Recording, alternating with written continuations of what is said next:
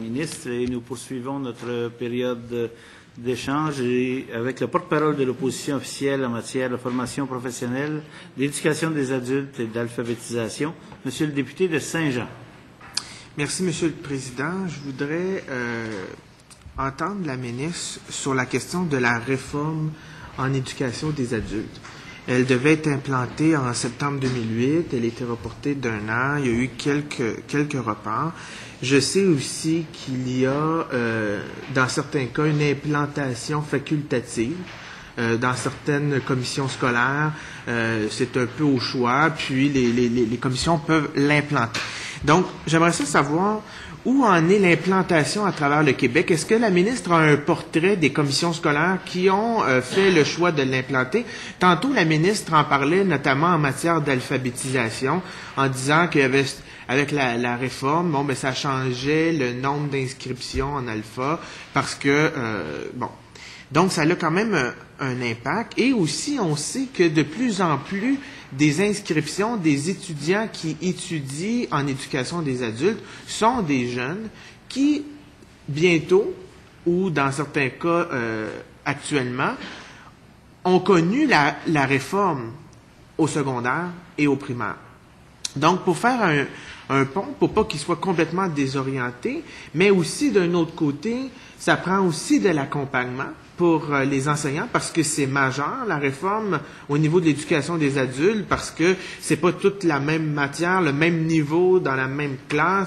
Il y a toute la question aussi de l'approche différenciée, donc faire en sorte qu'on des différentes méthodes d'apprentissage à différents moments en éducation des adultes.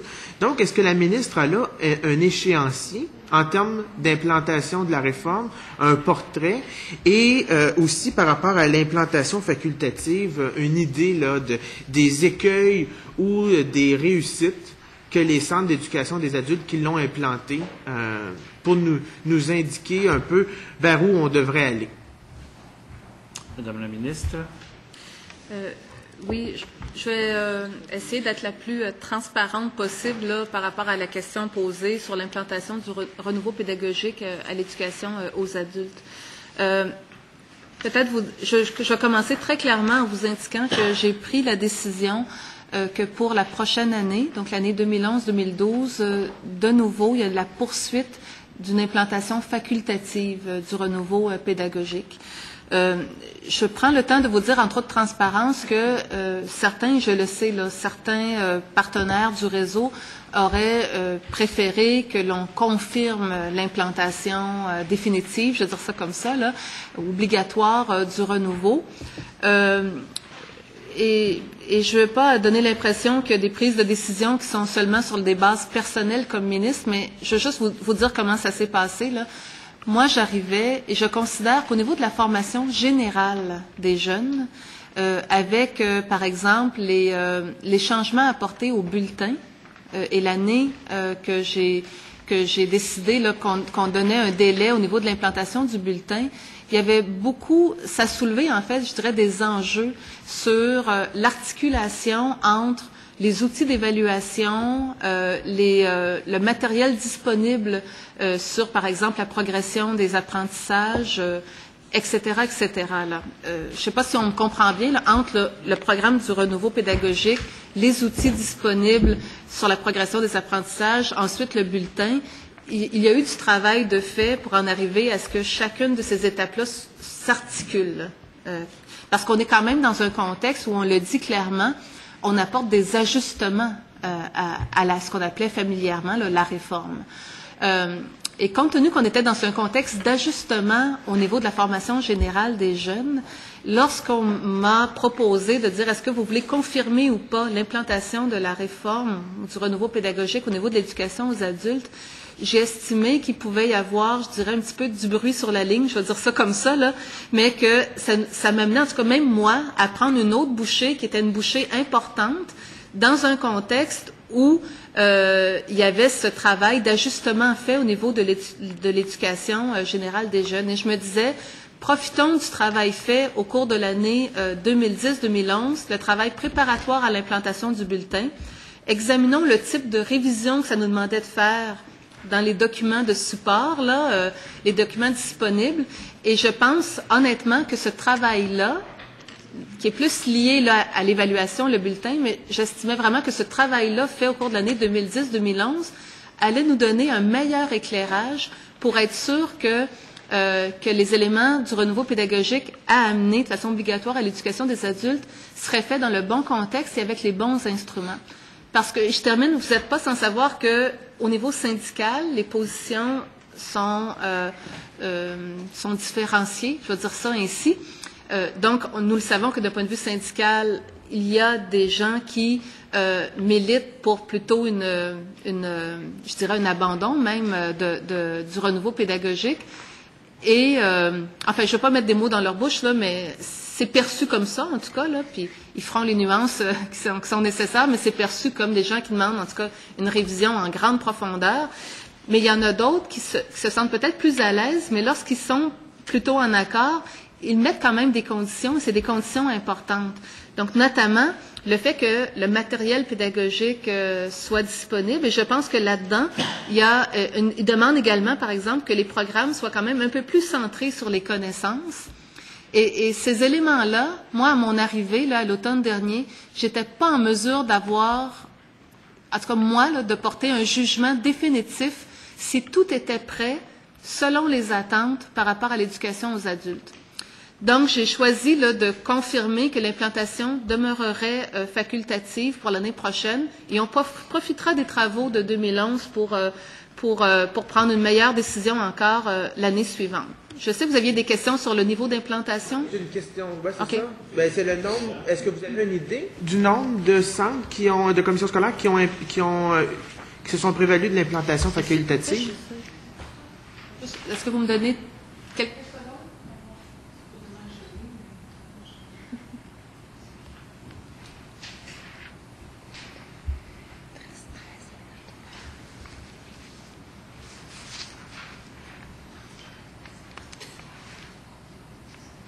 Est-ce que vous voulez chercher la réponse puis qu'on y revienne?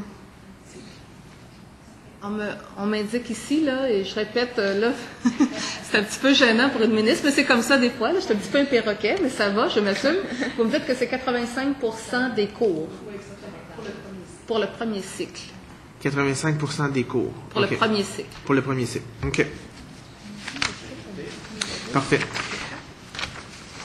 J'aimerais parler maintenant de la politique gouvernementale d'éducation des adultes et de formation continue.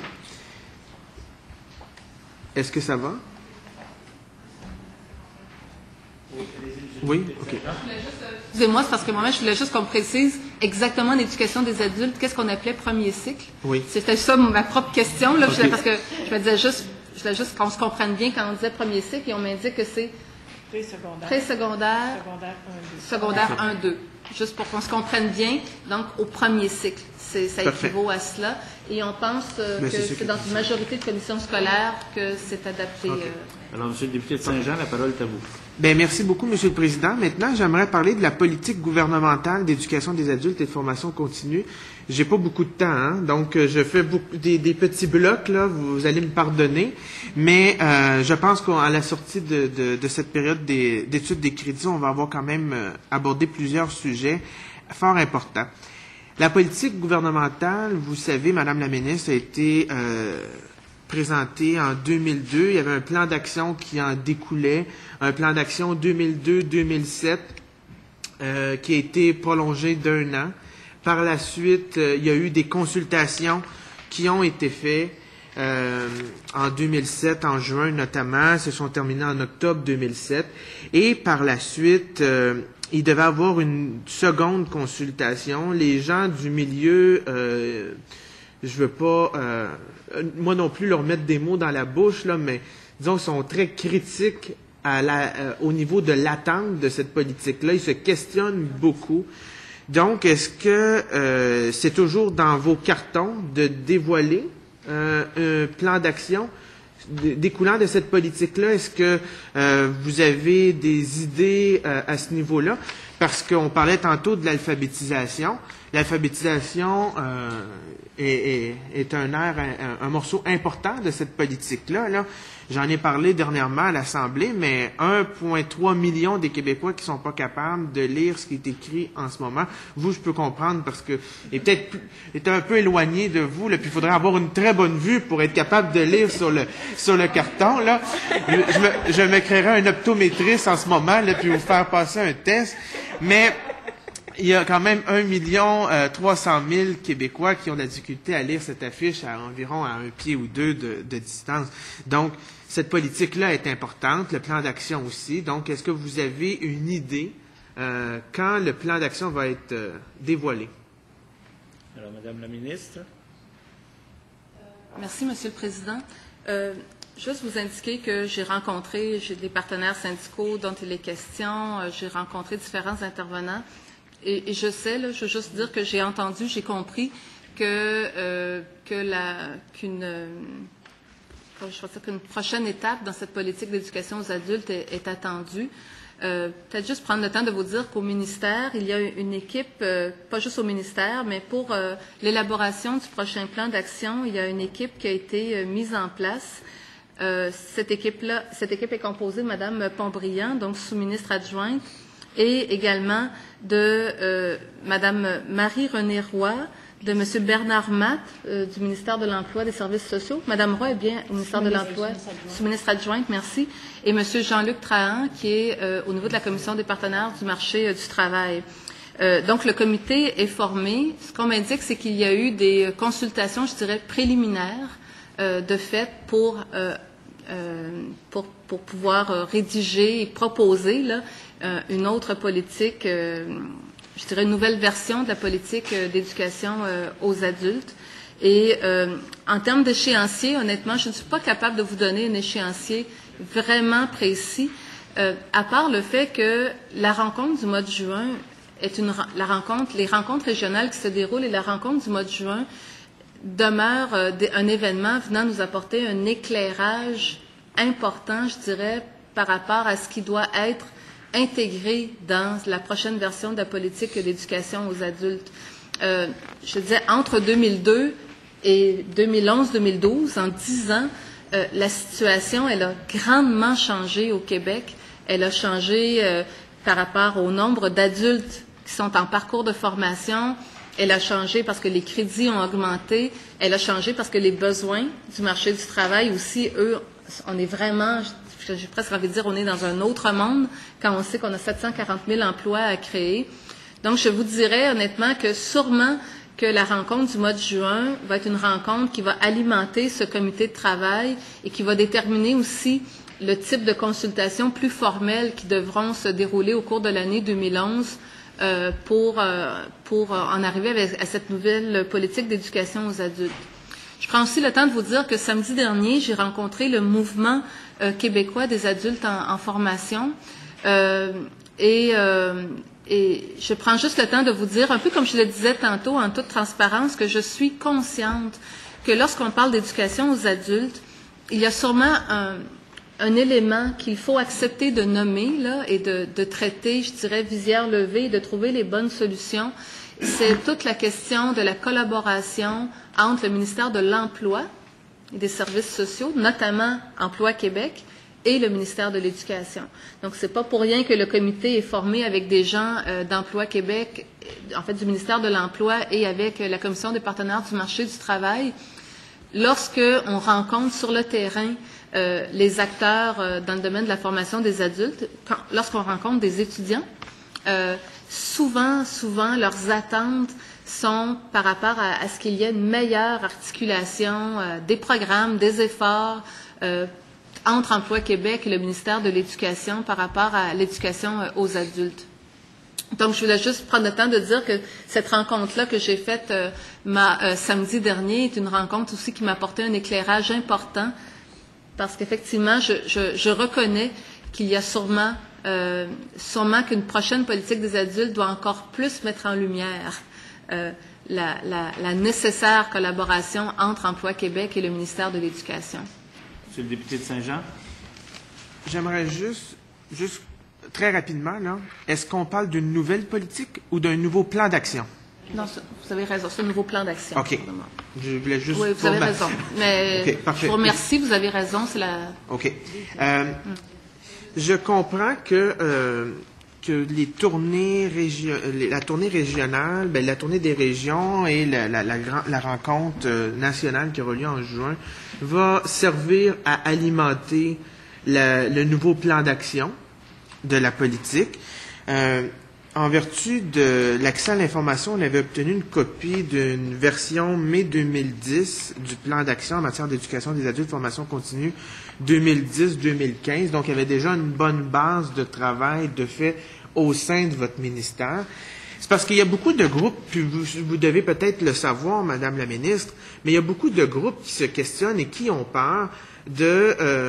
c'est bien de travailler au niveau de l'adéquation de la formation et les besoins de la main-d'œuvre, mais il faut pas laisser de côté tous les gens qui partent de plus loin.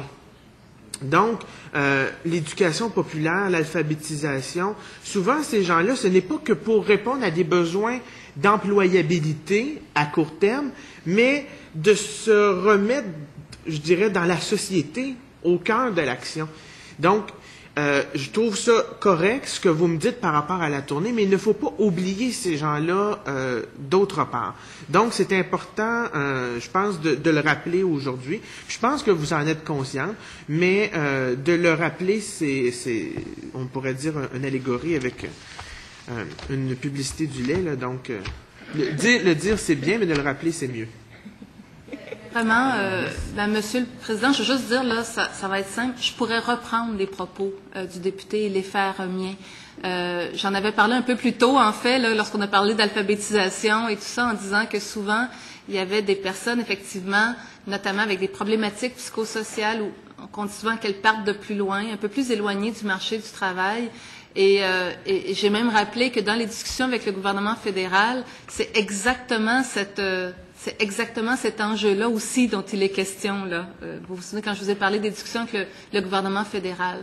Donc, vous faites bien, tantôt j'ai dit que je veux être bien comprise, en fait, la rencontre du mois de juin ne porte pas sur la formation des adultes. Elle porte sur l'adéquation entre l'offre de formation, notamment professionnelle et technique, et les besoins du marché du travail.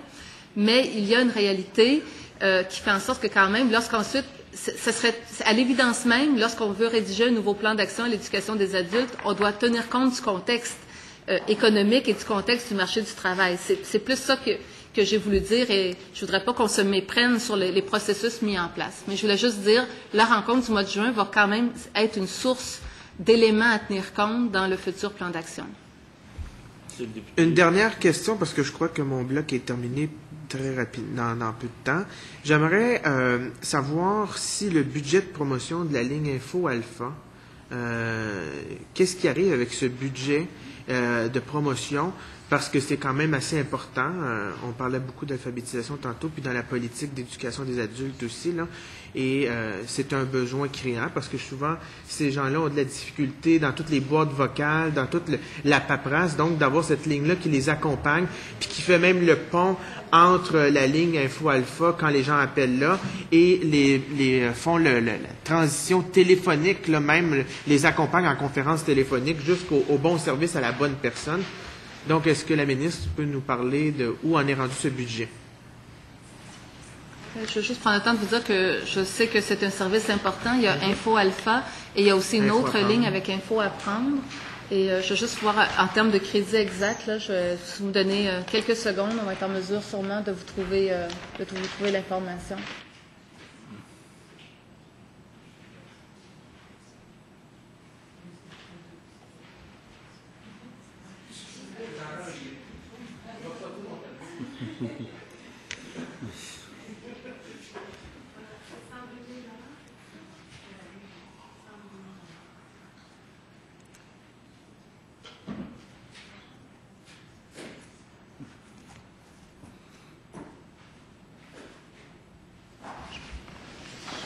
Donc, ce qu'on m'indique ici, là, c'est, Monsieur le Président, je peux vous donner le chiffre, là, c'est une somme de 102 000 $ pour la gestion de la ligne. On me dit qu'on a et qu'il y a eu la campagne Savoir lire, écrire, compter, c'est profiter de la vie, qui, elle, a totalisé 230 000 pour cette campagne-là. Mais la ligne Info Alpha, c'est 102 000 et on me dit que c'est un budget stable. C'est un budget stable. OK. Ça, c'est cette année? Oui, c'est pour cette année. C'est les crédits 2011-2012? C'est ça. Non, mais la question, c'est cette année. Oui, c'est ça. C'est stable pour cette année. Alors, ça termine notre période d'échange et je vous remercie.